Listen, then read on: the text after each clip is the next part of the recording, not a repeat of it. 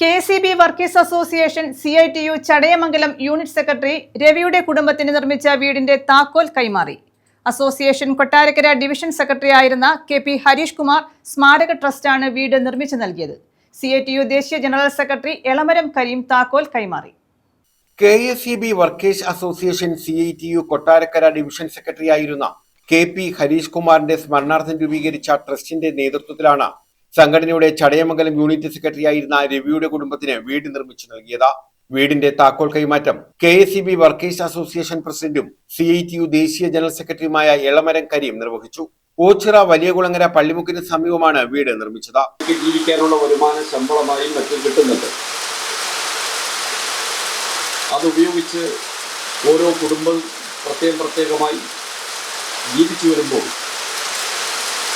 ഒരു സഹപ്രവർത്തകന് എന്തെങ്കിലും ഒരു ആപത്ത് സംഭവിച്ചാൽ അനാഥമാകുന്ന കുടുംബത്തിന് ഒരു വീട് പോലും ഇല്ലാത്ത അവസ്ഥയുണ്ടെങ്കിൽ അത് മനസ്സിലാക്കി ഇടപെടാൻ നിങ്ങൾക്ക് സാധിച്ചു എന്നത് ഏറ്റവും മഹത്തായ ഒരു കൃത്യമാണ്. അതിന് നിങ്ങളെ ഞാൻ അഭിനന്ദിക്കുന്നു. KCBWA CITU working president S Harilal അധ്യക്ഷത വഹിച്ചു. V അനിൽകുമാർ സ്വാഗതം പറഞ്ഞു.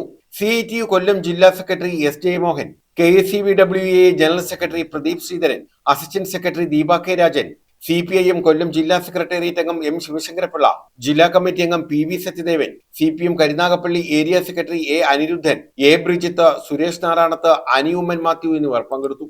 News bureau, Ochira.